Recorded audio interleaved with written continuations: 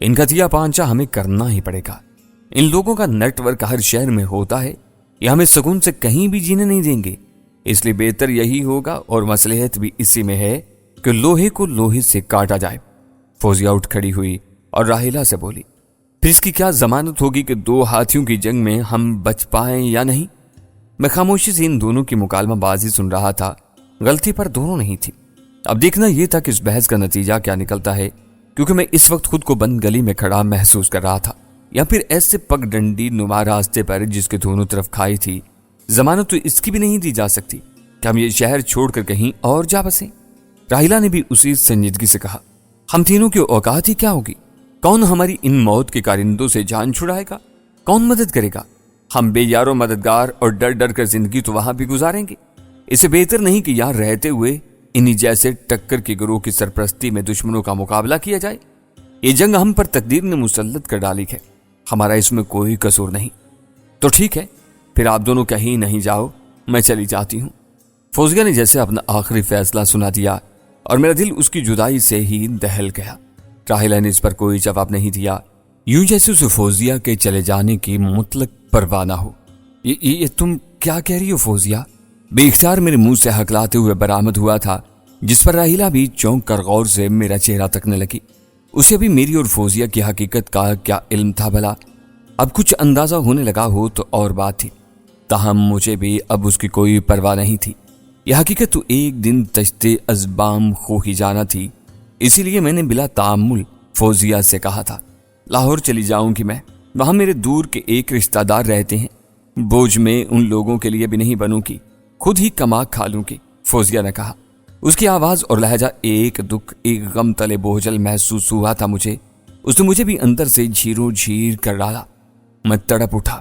فوزیہ کی یہ حد کو زائد دیکھ کر میرے اندر ایک بے اختیاری سی پیدا ہونے لگی، اور یوں میں نے راحیلہ کی بھی پرواہ نہ کی اور آگے بڑھ کر بے اختیار فوزیہ کو اپنے دونوں ہاتھوں سے تھام کر بولا، تم کہیں نہیں جا رہی ہو، میں تمہیں خود سے دور نہیں کر سکتا فوزیہ۔ کیا تم بھول گئی جب جیل میں تم مجھ سے ملاقات کرنے کے لیے آئی تھی؟ کیا کہا تھا میں نے تم سے، اور تم نے کیا جواب دیا تھا مجھے؟ تو پھر اب یہ جدائی اور دوریوں کی باتیں کیوں کر رہی ہو تم؟ میں ایک جذباتی ہو گیا تھا۔ راحیلہ میرا یہ روپ دیکھ کر ہکا بکا سی رہ گئی۔ اس پر آج ہی اس حقیقت کا انکشاف ہوا تھا کہ میں اور فوزیہ ایک دوسرے سے محبت کرنے لگے تھے۔ فوزیہ میری جانب تکتی رہ گئی، اس کی کشادہ اور دلکش آنکھوں میں نمی جھلملانے لگی تھی۔ اس کا چہرہ ہی نہیں، میرے ہاتھوں کی گرفت میں تھما ہوا وجود بھی مرتعش تھا۔ تبھی وہ ہولے سے بولی، میں تمہیں نہیں چھوڑ سکتی سہراب، کبھی بھی نہیں۔ فوزیہ کہتے ہوئے میں نے اسے ایک بے اندازہ محبت اور بے اختیاری کے جذبے تلے خود سے لگا لیا۔ پھر راحیلہ کا احساس کرتے ہی فوزیہ جلد ہی آہستگی کے ساتھ مجھ سے الگ ہو گئی۔ اس نے دوسرے کمرے کا رخ کر لیا۔ راحیلہ پہلے والے کمرے کی جانب بڑھتی چلی گئی تھی، صرف میں ہی صحن میں تنہا کھڑا رہ گیا تھا۔ شام گہری ہو گئی تھی۔ میں کئی گھنٹوں اپنے کمرے میں چارپائی پر لیٹا خالی ذہن کی حالت میں آنکھیں موندے پڑا رہا تھا۔ اس دوران کسی نے ایک بار اندر جھانکنے کی کوشش بھی کی تھی، مگر مجھے لیٹا پا کر جو کوئی بھی تھا واپس خاموشی سے پلٹ گیا تھا۔ میرا اس وقت کسی سے بات کرنے کا موڈ نہیں ہو رہا تھا۔ یوں بھی میرا ذہن اس وقت ان گنت سوچوں کی اماجگاہ بنا ہوا تھا۔ میرے کاندھوں پر اس وقت دوہری تہری ذمہ داریاں آن پڑی تھی، راحیلہ، فوزیہ اور اب سدرا۔ یہی نہیں، دشمن الگ میری جان کے در پہ تھے۔ کبھی خیال آتا کہ راحیلہ اور فوزیہ کو کسی محفوظ مقام پر چھوڑ کر سدرا سے آد ملوں اور پھر پھوٹا خان کی مدد سے اقبال اور سلیم چالیہ وغیرہ کے گروہ کا کھلا کما کرنے نکل پڑوں۔ سیٹھ سکندر سے کیا ہوا وعدہ بھی مجھے یاد تھا، لیکن ادھر راحیلہ اور فوزیہ کی بھی بھاری ذمہ داریاں میرے کاندھوں پر آن پڑی تھیں۔ حالات اس نہج پر تھے کہ میں کوئی فیصلہ نہیں کر پا رہا تھا۔ میں اکیلا ہوتا تو اور بات تھی، اب ایک جانب فرض تھا اور دوسری جانب قرض۔ سدرا کو میں دشمنوں کے رحم و کرم پر نہیں چھوڑ سکتا تھا، اور اگر اس کی مدد کو آتا تو میرے ساتھ راحیلہ اور فوزیہ کی جانیں بھی خطرے سے دو چار ہو سکتی تھیں۔ راحیلہ اور فوزیہ کی ذہن میں کبھی کبھی باتیں کرنے کی آوازیں آ رہی تھیں، وہ شاید رات کے کھانے پینے کے بندوبست میں لگی ہوئی تھی۔ راحیلہ نے مجھے چائے لا کر دی تھی۔ اچانک فون پر کال آئی، یہ سدرا کی کال تھی۔ میں ذرا چونکا، مجھے توقع نہیں تھی کہ اتنی جلدی وہ رابطہ کرنے کی ضرورت محسوس کرے گی۔ بہرکیف دوسری جانب سے سدرا بولی، سہراب میں واپسی پر تمہارے اور تمہاری مجبوری کے بارے ہی میں غور کرتی رہی تھی۔ میرے پاس ایک حل ہے تو صحیح، لیکن اگر تم یا فوزیہ اور راحیلہ مانیں تو۔ جی بتائیں، آپ کیا کہنا چاہتی ہیں؟ میں نے سنجیدگی سے کہا۔ پہلے یہ آپ وغیرہ کا تکلف ختم کریں۔ وہ بولی، آپ میرے باس کی بیٹی ہیں اور میں اس احترام کو ضروری سمجھتا ہوں۔ میں نے بردباری سے کہا اور شاید سدرا کو بھی میرے سنجیدہ لہجے نے کچھ باور کروا دیا، لہذا اصل بات کی طرف آتے ہوئے بولی، میں جہاں تک سمجھ رہی ہوں کہ فوزیہ اور راحیلہ تمہارے پاؤں کی زنجیریں ہیں اور آپ یہ بالکل غلط سمجھ رہی ہیں۔ میں نے فوراً اس کی بات کاٹ کر کہا، وہ دونوں میرے لیے ایک اہم رشتے کی حیثیت رکھتی ہیں، ان کی ذمہ داری میرا فرض ہے اور بس۔ اوکے، میں سمجھ گئی۔ میرے کہنے کا مقصد یہ تھا کہ اگر فوزیہ اور راحیلہ کے رہنے کا میں اپنے پاس بندوبست کر لوں تو تمہیں کوئی اعتراض تو نہیں ہوگا؟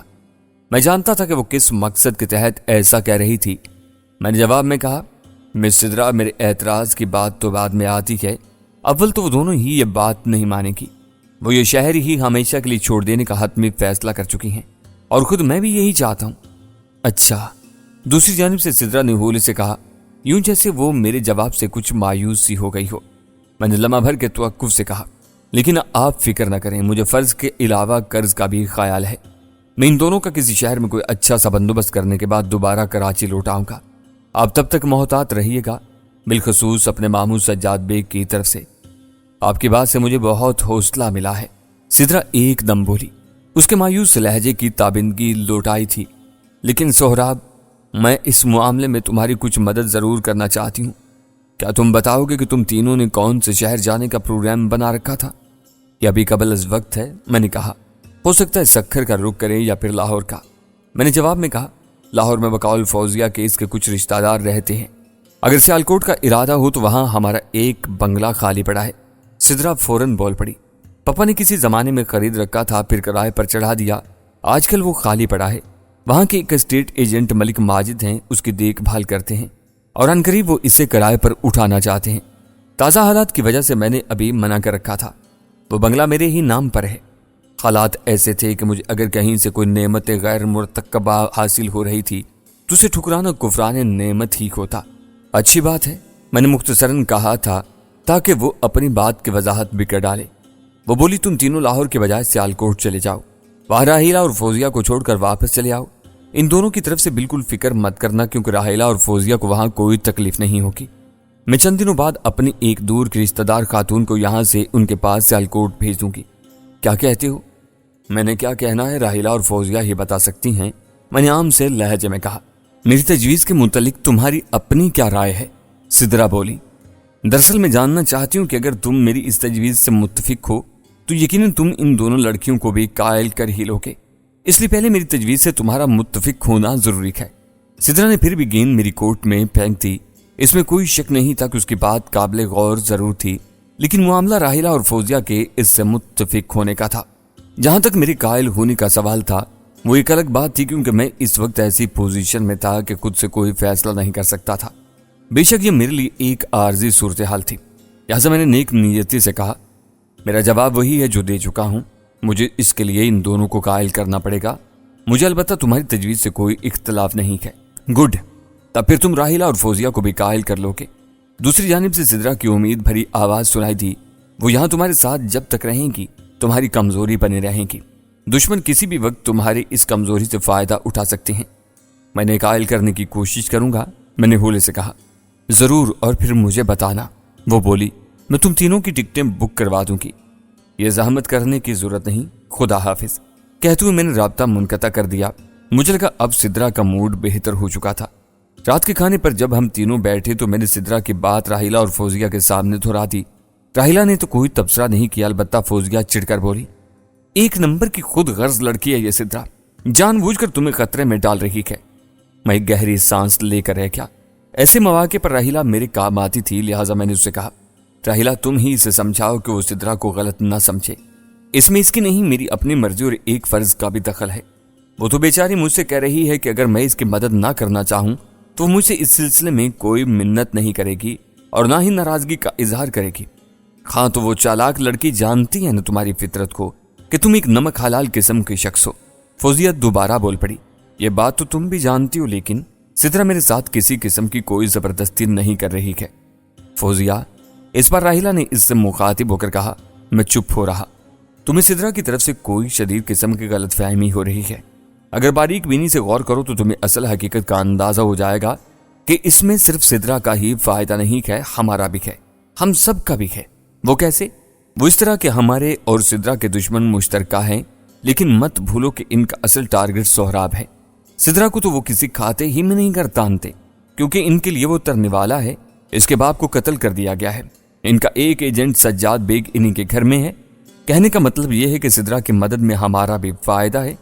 کیا تم نہیں چاہتی ہو کہ ہمیں ایسے دشمنوں سے ہمیشہ کے لیے چھٹکارا مل جائے جو ہم پر عرصہ حیات تنگ کرنے پر تلے بیٹھے ہیں؟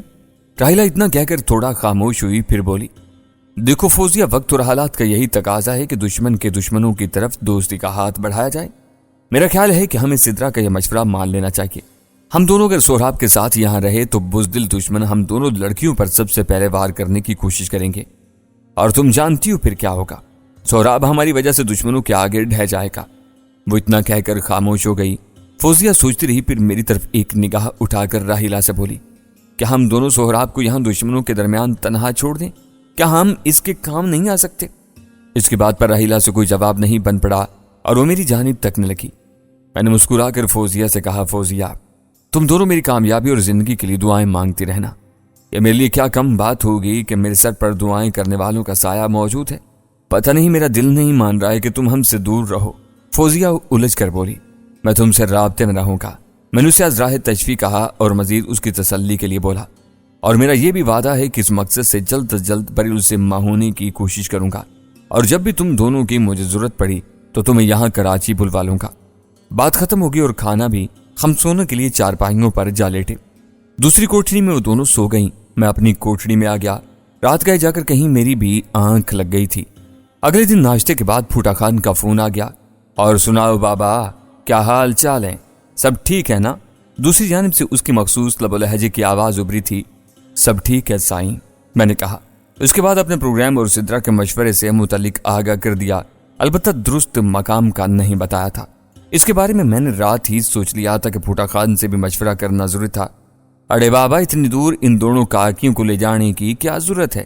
تم انہیں ادھر ہی ٹھٹا لے آؤ نا، تم بھی آ جاؤ، مل کر ان دونوں اقبال اور سلیم چالیہ کا صفایا کریں گے۔ وہ تو ٹھیک ہے سائیں، پر وہ دونوں نہیں مانیں گی۔ ٹھٹا ان کے لیے بالکل ہی اجنبی جگہ ہوگی، اور وہاں شاید ان کا دل بھی نہ لگے۔ میں نے کہا، تو پنجاب میں اتنی دور تمہارے بعد ان دونوں کا دل لگ جائے گا؟ بات اس کی معنی خیز تھی۔ ایک بہن اور دوسری محبوبہ، میں نے کہا۔ مجبوری ہے سائیں، دل تو انہیں میرے بغیر لگانا ہی پڑے گا۔ میں خود بھی آپ کو یہی اطلاع دینے کے لیے فون کرنا چاہتا تھا کہ آپ کا فون آ گیا۔ ہم تینوں آج ہی نکلنے والے ہیں۔ کہو تو گاڑی اور گارڈ کا بندوبست کرا دوں، وہ تمہیں اسٹیشن چھوڑ آئیں گے۔ پھوٹا خان بولا، نہیں سائیں، مہربانی، اس کی ضرورت نہیں ہے، ہم بس خاموشی سے نکل جانا چاہتے ہیں۔ میں نے کہا، چلو جیسے تمہاری مرضی، لیکن پنجاب سے جلدی لوٹنے کی کوشش کرنا، تمہارے بغیر میرا بھی دل نہیں لگے گا۔ نہ جانے کیا بات ہے، تم سے دل لگی سی ہو گئی ہے۔ وہ ہنستے ہوئے بولا، آپ کی محبت ہے سائیں، میں نے خلوص دل سے کہا۔ رابطہ منقطع ہونے کے بعد ہم نے تیاری شروع کر دی۔ خالہ مکھاں بھی ہمارے ساتھ جانے کے لیے تیار تھیں۔ ہم نے سامان سمیٹا اور ٹیکسی کروا کر سٹی اسٹیشن کی راہ لی۔ دن کے 12 بج رہے تھے۔ 2 بجے علامہ اقبال ایکسپریس سیالکوٹ کے لیے نکلنے والی تھی۔ میں نے ٹکٹیں وغیرہ خرید لیں اور پلیٹ فارم پر آ کر ٹرین لگنے کا انتظار کرنے لگا۔ 1:15 بجے ٹرین لگ گئی۔ ہم اپنے نمبر کی بوگی میں آ کر سوار ہو گئے۔ ٹھیک 2 بجے ٹرین نے وسل دی اور پلیٹ فارم پر رینگنا شروع کر دیا۔ نہ جانے کیا بات تھی کہ جیسے ہی کراچی کے پلیٹ فارم پر ٹرین نے حرکت کی، مجھے اپنے سینے میں ایک نامعلوم سے بوجھ کا احساس ہونے لگا۔ غیر یقینی دوری، انجانے وسوسے، خدشات نے میرے گرد جیسے غیر مرئی سا جال بن دیا تھا، اور میں اس میں پھنس کر تڑپ بھی نہیں سکتا تھا۔ بس جامد اور خاموش یک ٹک سیٹ پر بیٹھا تھا۔ پلیٹ فارم پر موجود دیگر مسافروں کا شور، الوداعی چیخیں، مخصوص کھٹاکھٹ ایک عجیب سا سماں باندھے ہوئے تھی۔ حالانکہ مجھے سیالکوٹ سے جلد ہی لوٹانا تھا، لیکن جانے کیا بات تھی کہ ایسا لگتا تھا جیسے میں ہمیشہ کے لیے اپنے کراچی کو چھوڑے جا رہا ہوں۔ اس کراچی کو جس کی گلیوں میں میرا بچپن گزرا، لڑکپن بیتا، اور اب جبکہ میں ایک بھرپور نوجوان بن چکا تھا، اپنے شہر سے رخصت ہونے پر ایک عجیب سی کسک محسوس کے بغیر نہیں رہ سکا۔ ہم ٹرین کی برتھوں والی سیٹوں پر بیٹھے تھے، فوزیہ اور میں آمنے سامنے کھڑکی کے قریب، جبکہ راحیلہ فوزیہ کے ساتھ بیٹھی تھی۔ کراچی سے سیالکوٹ تک 20-22 گھنٹوں کا سفر تھا، بشرطے کہ ٹرین لیٹ نہ ہوتی۔ ٹرینوں کا لیٹ ہونا معمول تھا۔ ہم تینوں خاموشی سے کھڑکی سے باہر بھاگتے مناظر دیکھ رہے تھے۔ ٹرین ابھی شہر کے اندر ہی دوڑ رہی تھی۔ میں نے فوزیہ کے کھڑکی سے باہر تکتے چہرے کو دیکھا۔ اس کی آنکھوں میں مجھے نمی کی جھلک چمکتی ہوئی محسوس ہوئی۔ راحیلہ کو البتہ میں نے نارمل دیکھا۔ ابھی ہم خاموش تھے، ہمارے ساتھ دیگر مسافر مرد عورتیں بھی تھیں۔ اگرچہ عورتوں کا الگ کمپارٹمنٹ تھا، مگر بعض لوگ اس طرح بھی آ کر بیٹھ جاتے تھے۔ لانڈی میں ٹرین رکی، اب دوپہر کے 2 بجنے والے تھے۔ راحیلہ کچھ کھانا بنا لائی تھی۔ میں نے ان سے کھانے کو کہا، مگر ابھی ان کا دل نہیں چاہ رہا تھا، نہ ہی میرا۔ چند منٹ رکنے کے بعد ٹرین لانڈی سے بھی روانہ ہوگی۔ بن قاسم کے بعد ٹرین نے اپنی طے شدہ رفتار پکڑ لی۔ سفر جاری رہا، ہم بیٹھے رہے۔ اس کے بعد ہم نے کھانا زہر مار کیا۔ راحیلہ کھانے کے بعد اپنی برتھ پر جا کر آرام کرنے لیٹ گئی۔ میں اور فوزیہ آمنے سامنے سیٹوں پر بیٹھے کھڑکی سے باہر دیکھتے رہے اور کبھی ایک دوسرے سے باتیں بھی کر لیتے۔ نہ جانے کیا بات تھی کہ یہ سب کچھ مجھے عجیب لگ رہا تھا۔ کبھی سوچتا کہ کیا میرا اس طرح راحیلہ اور فوزیہ کو سیالکوٹ چھوڑانا اور پھر یہاں دشمنوں کے ساتھ نابرد آزما ہونا درست فیصلہ تھا؟ کہیں ایسا تو نہیں کہ مجھے پچھتانا پڑ جائے؟ یہ دونوں لڑکیاں وہاں ایک اجنبی شہر میں تنہا رہ پائیں گی۔ اگر دشمنوں کو ان کی بھنک بھی پڑ گئی تو کیا ہوگا؟ اسی آگے کا تصور میرے لیے محال ہی تھا۔ سدرا نے تو تسلی دی تھی کہ وہ یہ بات بالکل خفیہ رکھے گی۔ پھوٹا خان کو بھی ہم نے شہر کا نام نہیں بتایا تھا۔ بے شک وہ ہمارا خیر خواہ صحیح، لیکن پھر بھی یہ معاملہ حساس تھا۔ اپنے سائے سے بھی چوکنا رہنا تھا ہمیں۔ تھوڑی دیر بعد میں نے محسوس کیا کہ فوزیہ کی آنکھیں بھی بوجھل ہو رہی تھی۔ ٹرین کا سفر تھا، نیند کسی بھی وقت ستا سکتی تھی۔ میں نے فوزیہ کو کچھ دیر آرام کرنے کا مشورہ دیا، وہ بھی اپنی برتھ پر جا لیٹی۔ میں سیٹ پر بیٹھے بیٹھے سوچوں میں گم رہا، اور پھر اسی طرح ہی جانے کب میری بھی آنکھ لگی۔ چونکہ میں نے اپنی دونوں ٹانگیں سامنے والی خالی سیٹ پر پھیلا رکھی تھی، اس لیے میں بھی آرام سے سو گیا تھا۔ میری آنکھ مسافروں کے شور پر کھلی تھی۔ دیکھا تو ٹرین کسی مصروف اور بڑے اسٹیشن پر رکی ہوئی تھی۔ مسافر اپنے ڈھیر سارے سامان سمیت چڑھ اتر رہے تھے۔ خوانچہ فروشوں کی آوازیں گونج رہی تھیں جو ٹرین کے سفر کا خاصہ ہوتی ہیں۔ معلوم ہوا کہ ٹرین حیدرآباد اسٹیشن پر رکی ہوئی تھی۔ دوپہر کے 4 بج چکے تھے۔ اچانک میری نظر برتھوں پر گئی جہاں فوزیہ اور راحیلہ سوئی ہوئی تھیں، مگر یہ دیکھ کر میں دھک سے رہ گیا کہ وہ دونوں ہی وہاں موجود نہیں تھیں۔ انہیں غائب پا کر میں چند ثانیوں کے لیے تو اپنی جگہ سن ہو کر رہ گیا تھا۔ ہوش تب آیا جب کوئی مسافر ایک خاتون اور بچے کو ان برتھوں پر سوار کروانے اور سامان رکھنے لگا۔ وہ کوئی موٹا تازہ پہلوان ٹائپ آدمی تھا، مقامی لگتا تھا، سانولی رنگت تھی اور چہرے پر بڑی بڑی مونچھیں تھیں۔ درمیانی عمر کا تھا اور خاصا اکڑ دکھائی دیتا تھا۔ یہ برتھیں ریزرو ہیں، میں نے اس آدمی سے کہا۔ اس نے میری طرف خشونت بھری نظروں سے دیکھا اور جھٹکے دار لہجے میں بولا، کہاں ریزرو ہیں؟ یہ تو خالی پڑی ہیں۔ کہتے ہوئے وہ خود بھی چھلانگ لگا کر دوسری برتھ پر چڑھ بیٹھا۔ مجھے اس کی ڈٹائی پر غصہ ہے، لیکن اس وقت میں راحیلہ اور فوزیہ کا غیاب پر پریشان تھا۔ او بھائی، تم آرام سے نیچے آ جاؤ، میرے پاس ٹکٹیں اور ریزرویشن ہے۔ اڑے جاؤ بابا، یہ چالاکیاں بہت دیکھی ہم نے ٹرینوں میں۔ اس نے ہاتھ جھاڑ کر مجھ سے بڑی نخوت سے کہا تو میرا دماغ پھر نہ گیا، لیکن راحیلہ اور فوزیہ کی گمشدگی نے مجھے پریشان کر رکھا تھا اور میں اس ڈھیٹ آدمی سے بات نہیں کر پا رہا تھا۔ اچانک جیسے میرے اندر سکون پھیل گیا۔ میں نے فوزیہ اور راحیلہ کو ایک طرف سے آتے دیکھا۔ تم دونوں کہاں چلی گئی تھی؟ میں نے قدرے جھلائے ہوئے لہجے میں کہا۔ ہمیں باتھ روم جانا تھا، تم سوئے ہوئے تھے، تمہیں جگانا مناسب نہیں خیال کیا ہم نے، راحیلہ ہولے سے بولی۔ اچھا ٹھیک ہے، میں نے کہا۔ یہ کون آ بیٹھا ہے ہماری برتھوں پر؟ راحیلہ نے اوپر دیکھ کر کہا۔ تم ایک سیٹ پر بیٹھ جاؤ، اس سے تمہیں ابھی سبق سکھاتا ہوں، میں نے دانت پیس کر کہا۔ پریشانی اور تشویش کے دور ہوتے ہی میں نے راحیلہ سے کہا۔ میں لڑائی جھگڑا کرنا مناسب نہیں سمجھتا تھا۔ فوراً نیچے پلیٹ فارم پر اترا تو ایک کنڈکٹر گارڈ مجھے ہاتھ میں کاغذوں کی فائل تھامے لکھتا ہوا نظر آ گیا۔ اس کے گرد بہت سے مسافر جمع تھے، ہمراہ 2-3 پولیس والے بھی تھے۔ میں نے اسے شکایت کر دی۔ اس نے مجھ سے کہا کہ میں اپنی سیٹ پر جا کر بیٹھوں، وہ ابھی اندر آتا ہے۔ میں واپس آ گیا۔ وہ آدمی ابھی تک دوسری برتھ پر بیٹھا سگریٹ سلگائے بڑے مزے سے کش پر کش لگا رہا تھا۔ فضا بھی اس نے مقدر کر ڈالی تھی۔ میں اندر ہی اندر اس پر پیچو تاب کھا رہا تھا۔ تھوڑی دیر بعد ٹرین نے وسل دی اور اس کے بعد اس نے پلیٹ فارم پر رینگنا شروع کر دیا۔ مجھے فکر ہوئی کہ گارڈ کدھر چلا گیا، لیکن ذرا ہی دیر بعد وہ آ گیا۔ اس کے ہمراہ پولیس کے 2 اہلکار بھی تھے۔ مجھ سے گارڈ نے پہلے ٹکٹیں اور ریزرویشن کنفرم کی، اس کے بعد اس موٹے بدماش کو دونوں برتھیں خالی کرنے کا حکم دیا۔ دونوں پولیس والے بھی آگے آ گئے تھے۔ اس موٹے بدماش کو اب اترنا ہی پڑا۔ وہ مجھے خار باز نظروں سے گھورتا ہوا اپنا سامان اور بیوی بچے کو لیے آگے نکل گیا۔ میں نے گارڈ کا شکریہ ادا کیا اور سر جھٹک کر اپنی سیٹ پر جا بیٹھا۔